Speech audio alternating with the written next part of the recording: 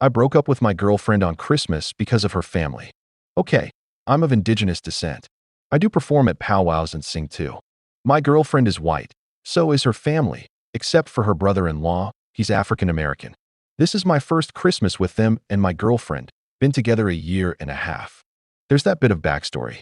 So, I went to my girlfriend's family gathering for Christmas yesterday, and while there it came up that I dance and sing at powwows. Conversation starts off innocent enough, but I get that feeling that people of color get sometimes when these sorts of talks come up. And I know something offensive is about to go down. There are about 15 grown people there, and 4 children. So, I'm fielding questions/statements like, do the words mean anything, or is it just gibberish? I can hop to, how Indian are you? Do you get money from the casino?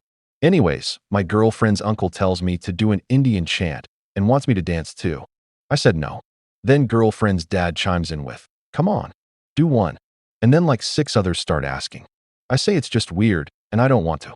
Girlfriend's brother-in-law is staring at the floor, glancing over at me with a look that says, I'm so sorry. And after about 5 minutes of this shit, her uncle tells his kids to dance and sing like an Indian. So then there's 2 white children making Indian noises and jumping around the room. My girlfriend is laughing, like, WTF. And everyone is cheering for them. Me and the brother-in-law are staring in complete fucking disbelief. Then they start in on me again. They can do it. Show them how it's actually done.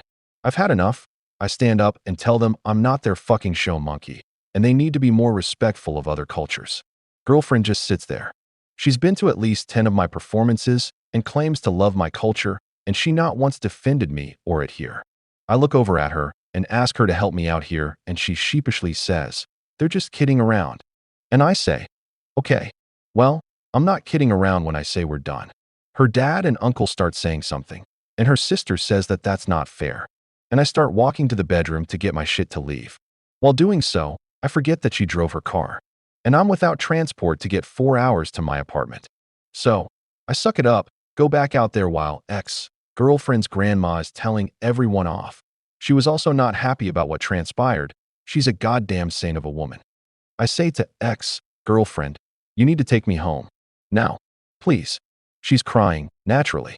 And her dad says, find your own way, you fucking bastard. And brother-in-law stands up and says, I'll do it. His wife tells him not to, and he says something like this was all too much, and he can't just leave me stranded. So, I get into his truck, and I'm shaking. I'm still so fucking pissed off.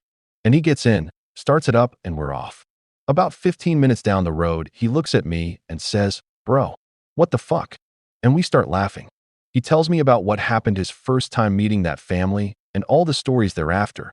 And honestly, I think I dodged a bullet. So, today I've been getting messages from my friends and mutual friends of my ex about how I'm an asshole for breaking up with her in front of her family, cussing them all out and demanding they fly me back home. Apparently, she's been feeding them all an extremely exaggerated event. One asked me if I keyed her dad's car before I left. Like, WTF. Anyways, I've been feeling kind of bad for dumping her in front of her family. My adrenaline is still active, and my nerves are all on end. Is what I did too much? How do I get my friends to believe that what I did was justified? I know she probably didn't mean what she did, but still. She's also been texting me and trying to smooth things over, but I honestly don't see it. Especially after lying to our friends. But also part of me really does miss her. We've been holed up at my place for 11 months, getting to know almost everything about each other. I'm confused.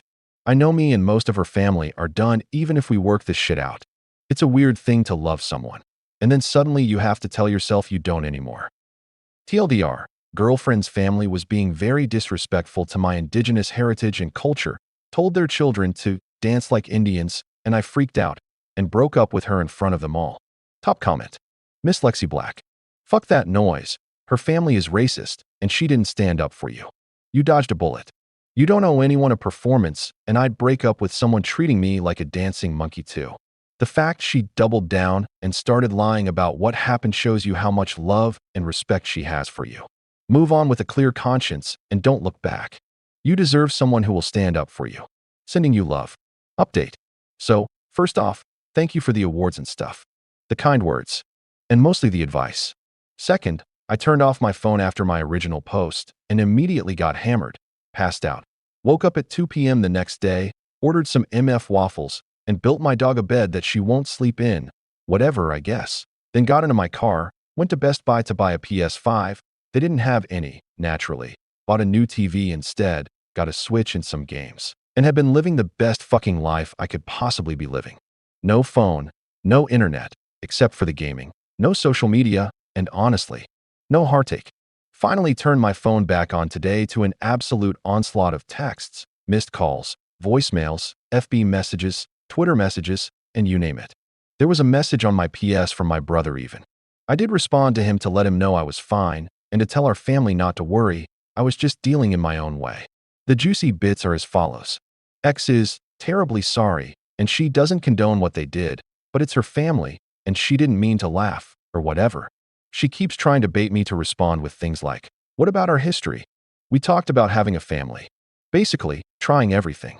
I will admit I did respond once, and I said, politely, please leave me alone. What we had was great. I enjoyed every bit of it as much as you claim you had. But that was absolutely horrific to watch, and watching you laugh at it was heartbreaking and abhorrent. We have no chance after what I experienced. Hopefully that didn't paste in a weird format. But she has since messaged me a few times more than I think she finally realized it's over. Her dad or uncle, I'm honestly not sure who, texted me to apologize for what happened. Never responded. Probably won't. Her grandma added me on FB, that goddamn sweetheart. She's like 80 and posted the night this all happened that she has never been so disappointed on a holiday. Then has been spamming the news feed with Indigenous history stuff and made a big long post on the anniversary of Wounded Knee that was absolutely beautiful. I am talking with her about her granddaughter. She thinks I should give her another shot. I told her it's honestly not something I want to deal with right now. She gets it though. Our friends group has basically been split down the middle. Half still think I should have waited until Christmas was over to break up. The other half just don't really give a shit anymore, I guess. There are a few friends I did explain what happened, and that went about as smooth as shitting bricks sideways. They refused to believe she would just sit there and do nothing, despite screenshots of her literally saying she was sorry for laughing and not doing anything. So they're gone. Done with them. Some of my closer pals told me they never trusted her, and I asked why. And they said it's because she called fry bread lefts one time. LOL. Other than that, our friends are all filled in from what happened on both sides. Whatever they decide, it is what it is. The real hero of the situation, the brother-in-law. I showed him the post, and he had a few things to say. 1. He said fuck the guy who called him the N-word or something. Yeah, fuck that guy. 2. He says that he and his wife are actually in the middle of a divorce, but were trying to reconcile before going through with it because they have a child together. 3. He says thanks for all the MVP acknowledgement, and he says he couldn't just leave a brother hanging like that. I learned that he's a quarter Choctaw. And last, he says he hates racism as much as the next decent person, but love is a crazy, beautiful, fickle, wonderful bitch. What are you gonna do? I think that covers most of everything. I don't expect there will be anything to update from here. Again, thanks for the kindness. You are all amazing, except that one guy.